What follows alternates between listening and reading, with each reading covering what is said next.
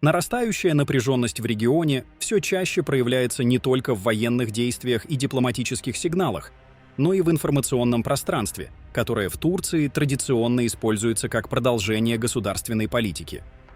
Показательно, что турецкая газета «Йени Шафак», считающаяся близкой к правящей партии справедливости и развития, вынесла на первую полосу жесткую формулировку «Израиль – угроза номер один». Такой заголовок сам по себе не является частным журналистским мнением. В турецком контексте он воспринимается как маркер настроений, циркулирующих в верхних эшелонах власти, и как фон для последующих политических заявлений. На этом фоне президент Турции Реджеп Тайип Эрдоган выступил с речью, в которой формально не называл Израиль напрямую. Однако адресат намеков был предельно очевиден.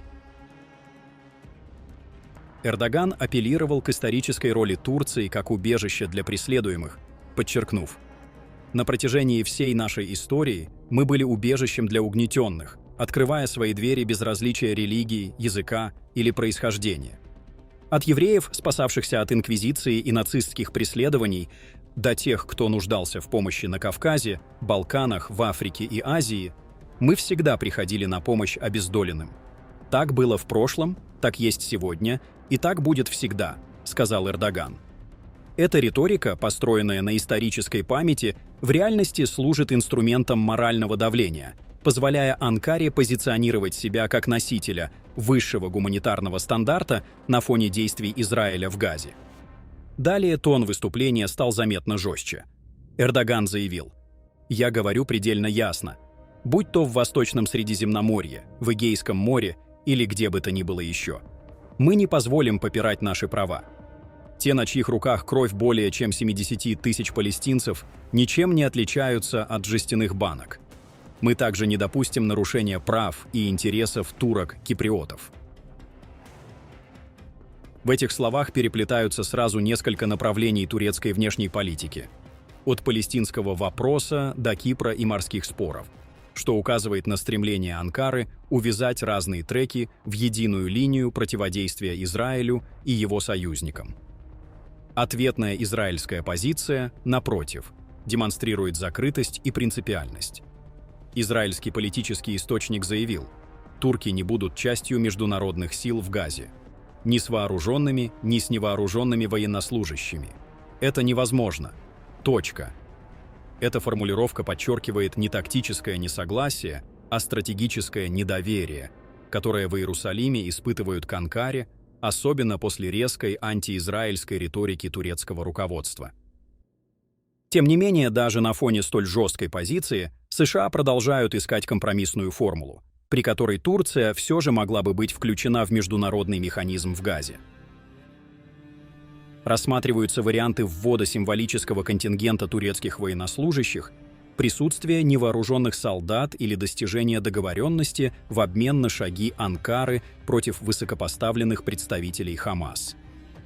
По данным израильского телеканала Channel 14, этот вопрос планируется поднять на встрече премьер-министра Израиля Биньямина Нетаньяху с президентом США Дональдом Трампом, что придает ему дополнительный геополитический вес.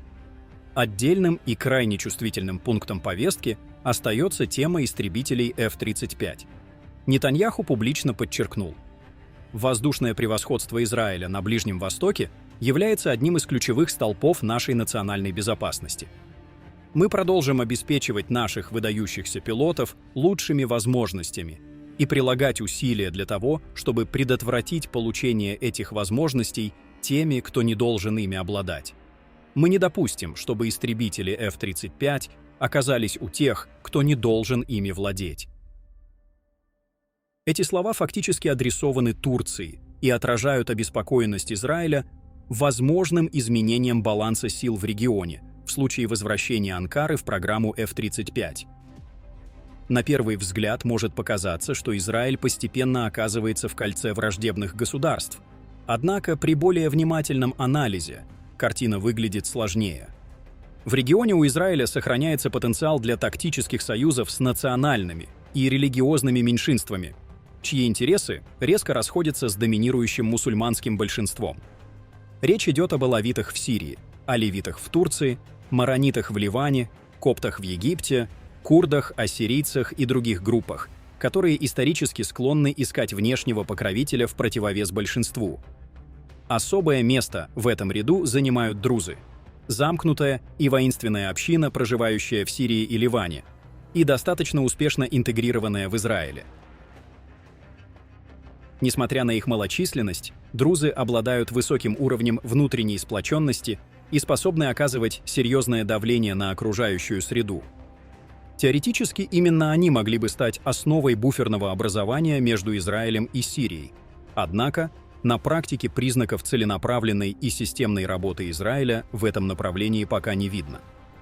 Прошел значительный период после падения режима Асада, но друзы так и не сформировали единого фронта, не создали устойчивых вооруженных структур и не развернули организованное сопротивление.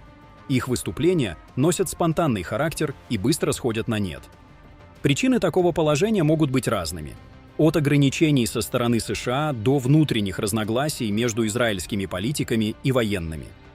Хотя отдельные источники утверждают, что Израиль оказывает друзам скрытую поддержку оружием и финансами, пока эта стратегия не приобрела оформленный и долгосрочный характер. На этом фоне примечательно, что параллельно с жесткой региональной конфронтацией Израиль активно развивает двусторонние связи на других направлениях, в том числе с Арменией. 24 декабря министр экономики Республики Армения Геворг Папаян принял чрезвычайного и полномочного посла государства Израиль Юэля Леона. В ходе встречи обсуждались перспективы расширения экономического сотрудничества, роста товарооборота и реализации совместных инвестиционных программ, а также взаимодействия в сферах сельского хозяйства, управления водными ресурсами и туризма. Особое внимание было уделено проектам ТРИП и «Перекресток мира», направленным на разблокирование региональных коммуникаций. И израильская сторона была приглашена к участию в инвестиционном саммите «Перекресток мира», запланированном на 2026 год. Таким образом, на фоне резкого обострения риторики между Анкарой и Иерусалимом вырисовывается более многослойная картина, в которой жесткое противостояние с Турцией соседствует с поиском новых партнерств и точек опоры в других частях региона. Именно эта многовекторность станет ключом к пониманию дальнейших шагов Израиля и тех процессов, которые будут разворачиваться во второй части анализа. Вторая часть выйдет в следующем эфире. Пишите свое мнение в комментариях. Нам важно услышать вашу точку зрения. А также подписывайтесь на наш канал и включайте уведомления, чтобы не пропускать самые важные и актуальные новости мира и Ближнего Востока, а также подробный анализ ключевых событий. Будьте с нами!